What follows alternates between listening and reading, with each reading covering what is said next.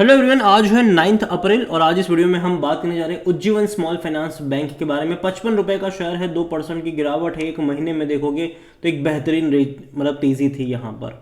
अब देखिए 44 रुपीज़ से 56 रुपीज़ पर गया और आज गिरावट आई है, वरना इससे पहले ये भाग ही रहा था।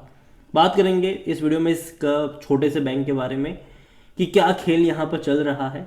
देखिए वीडियो को शुरू करें उससे पहले अगर आपने अभी तक चैनल को सब्सक्राइब नहीं किया तो प्लीज़ अभी इसे सब्सक्राइब कर लीजिए, क्योंकि आगे भी बहुत सारे वीडियोस हैं जो आपको काफ़ी ज़्यादा हेल्प करेंगे। तो 55 रुपये का शेयर है उज्जीवन स्मॉल फाइनेंस बैंक का। एक महीने में 8% का ग्रोथ है, एक साल में देखोगे तो 109% का ग्रोथ है। देखो तेज़ी काफ़ी अच्छी थी, पैसा डबल से भी ज़्यादा बनाकर दे दिया। 60% कह सकते हैं, मतलब सॉरी 60 रुपये का लेवल दिखा, लेकिन उसके बाद अभी अगर आप देख रहे हो तो उसके बाद ये कंसोलिडेट ही करा है। अगर नीचे की तरफ गया तो वापस तेजी भी देखने को मिल गई। कहीं ना कहीं 45 से 50 रुपए का जो लेवल है वो एक इनिशियल सपोर्ट के तौर पर यहाँ पर काम जरूर कर रहा है।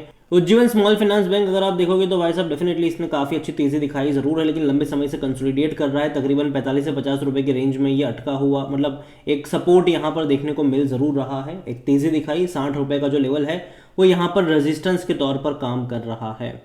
इतना ही नहीं, ये बैंक एक बड़े एक्सपांशन से भी गुजर रहा है। अभी हाल फिलहाल में अपडेट थी कि उज्जीवन स्मॉल फाइनेंस बैंक ने 3 नए ब्रांचेस ओपन करे हैं, जो कि अच्छी बात है। देखो बैंक जो है वो लगातार नए ब्रांचेस भी खोल रही है और उससे कहीं ना कहीं एक्सपांशन मोड कह लो वो यहाँ पर इनका देखने को मिल रहा है।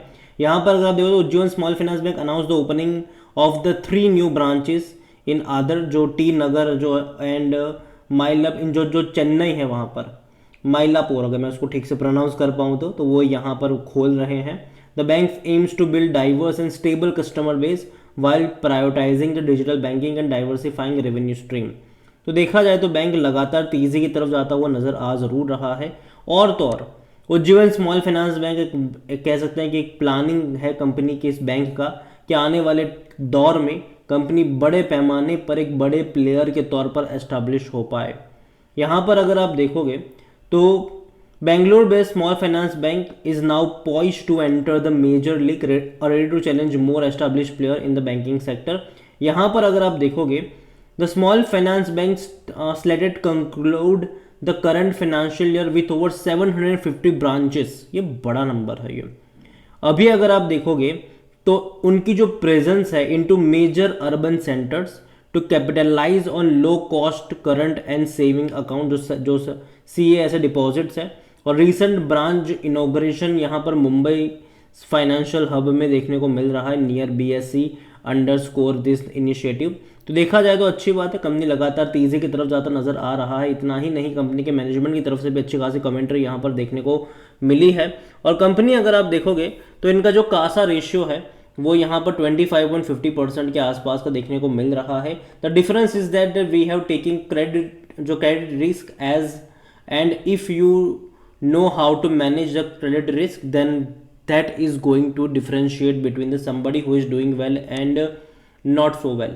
सिंपल सी बात है, डेफिनेटली कासा रेशियो है इनका जरूर, लेकिन उनका ये कहना है कि वो रिस्क को अच्छे से मैनेज कर रहे हैं। करंटली अगर आप देखोगे तो बैंक का जो असेट्स है वो मिक्स में है, मतलब माइक्रो ग्रुप लोन्स तकरीबन 56% है, इंडिविजुअल लोन 16% है, अफोर्डेबल हाउसिंग 16% है, MSME यहाँ पर 5% के आसपास का देखने को मिल रहा है।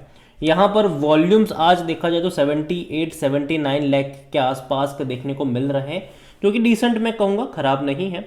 इतना ही नहीं, इसका जो ऑल टाइम हाई है वो 63 रुपीज़ के आसपास का देखने को मिला है और जो लो है वो 13 रुपये के आसपास का देखने को यहाँ पर मिल रहा है। इसका जो मार्केट कैप है वो 10,700 करोड़ के आसपास का देखने को मिला है। इतना ही नहीं, अगर हम बात करने जाए इस बैंक के बारे में तो according to Moneycontrol user 100% लोग यहाँ पर कह रहे हैं कि खरीदारी करो, बेचने की बात कोई भी नहीं कर रहा है। इतना ही नहीं, अगर हम डिविडेंड के बारे में भी देखें तो डिविडेंड भी इसने पिछले साल काफ़ी अच्छा पे करा था, पहले 75 पैसा फिर 50 पैसा। तो डिविडेंड डेफिनेटली इसने अच्छा खासा पे करा है पिछले साल। अब इस साल मुझे लगता नहीं कि इतना सारा पे करेंगे, अब देखते हैं कि कर पाते भी है कि नहीं। अगर आप नज़र करोगे इस बैंक के वैल्यूएशन की तरफ तो काफ़ी सस्ता है, 8.71 का पी रेशियो है, सेक्टर पे 21 का है, सस्ता डेफिनेटली आप इसको कह सकते हो। और यही वजह है कि 100% एनालिस्ट कहते हैं खरीदारी करो। फाइनेंशियल्स अगर आप देखोगे इस बैंक के तो अच्छे हैं, पिछले कुछ क्वार्टर में इनका जो मार्जिन है वो मुझे अच्छा लग रहा है। 1655 करोड़ के रेवेन्यू में 300 करोड़ का प्रॉफिट कर रहा है ये। हालांकि रेवेन्यू बढ़े हैं लेकिन प्रॉफिट नहीं बढ़ पाए हैं। 1365 करोड़ के रेवेन्यू में इनका प्रॉफिट जो था वो 309 करोड़ का था। अब रेवेन्यू बहुत ज़्यादा बढ़ गया, 1655 हो गया, लेकिन फिर भी प्रॉफिट 300 करोड़ रहा, तो वो नहीं बढ़ पा रहा है। तो ये एक नेगेटिव चीज़ है कि भैया प्रॉफिट का बढ़ना ज़रूरी है और नहीं बढ़ेगा तो दिक्कत होगी। लेकिन हाँ, ऑलरेडी एक्सपेक्टेशन जो है वो इसने काफ़ी हाई सेट करके रखी हुई है। तो जब नेक्स्ट क्वार्टर के नंबर आएंगे तो वो काफ़ी इंपॉर्टेंट होंगे कि नतीजे किस तरीके से आते हैं। एक्सपेक्टेशन काफ़ी हाई कि अच्छे नंबर्स दिखने चाहिए, अगर नहीं आएंगे तो दिक्कत होगी। यहाँ पर शेयर होल्डिंग को लेकर देखा जाए तो जो प्रमोटर है उनके पास 73.60% का स्टेक है। अच्छी बात यह है कि प्रमोटर का एक भी शेयर गिरवी नहीं है। 1.34% म्यूचुअल फंड के पास है, 2.65% डोमेस्टिक इंस्टीट्यूशन के पास है, 3.70% एफआईएल्स लेकर बैठे हैं।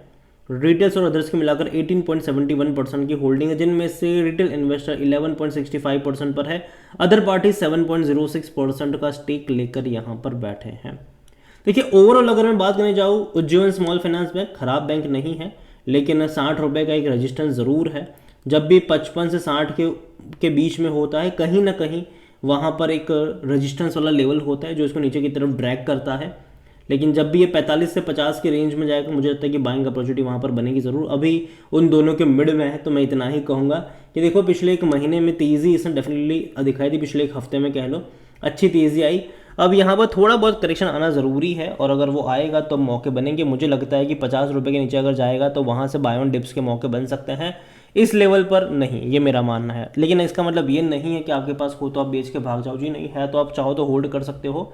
लेकिन हाँ, नज़रिया यहाँ पर लॉन्ग टर्म का रखिएगा, क्योंकि लॉन्ग टर्म में मुझे लगता है कि आने वाले टाइम में इंडिया में जो है वो धीरे धीरे जो बिजनेसेस है वो धीरे धीरे और ग्रो करने वाले हैं, और ऐसे में लोन्स वगैरह डेफिनेटली लोग यूज़ करेंगे, इस्तेमाल करेंगे। और यही वजह है कि छोटे बैंक्स भी अच्छा खासा ग्रोथ कर रहे हैं। और अच्छी बात इस बैंक की है वो ये है कि इनका जो मार्जिन है वो काफ़ी तगड़ा मार्जिन है, और उम्मीद करते हैं कि आगे और अच्छे मार्जिन इसके देखने को मिलते रहे।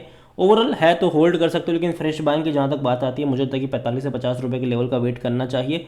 वहाँ पर खरीदारी करने के या फिर कह लो ऐड करने के जो मौके हैं वो उस लेवल पर आपको ढूंढने चाहिए। अगेन ये मेरा पर्सनल ओपिनियन है, कोई भी इन्वेस्टमेंट एडवाइस नहीं है। वीडियो को यहीं पे एंड करता हूँ। पसंद आया हो तो लाइक करें, शेयर कर जाए। अगर पहली बार है तो प्लीज़ सब्सक्राइब करें। और उज्जीवन स्मॉल फाइनेंस बैंक के बारे में आप क्या सोचते हैं वो भी आप मुझे कमेंट में लिखकर बता सकते हैं। Thank you. और लास्ट में इतना जरूर कहूँगा कि अभी भी कुछ टाइम ये कंसोलिडेट कर सकता है। रीजन सिंपल सा है, मर्जर का एक बहुत बड़ा इवेंट यहाँ पर होना है। उज्जीवन स्मॉल फाइनेंस बैंक और उज्जीवन फाइनेंशियल सर्विस दोनों कंपनी का मर्जर होना है, और जब भी इस तरीके के इवेंट्स आती हैं शेयर कंसोलिडेट करता है, तो उस बारे में भी याद रखिएगा। यहाँ पर इमीडिएट कोई बहुत बड़ा ग्रोथ मैं एक्सपेक्ट नहीं कर रहा हूँ। यहाँ पर कुछ टाइम लंबे समय के लिए मुझे लगता है कि ये 45 से 55 रुपये के आसपास कंसोलिडेट कर सकता है। ये मेरा ओपिनियन है, ठीक है। तो एंड करता हूँ वीडियो को। Thank you.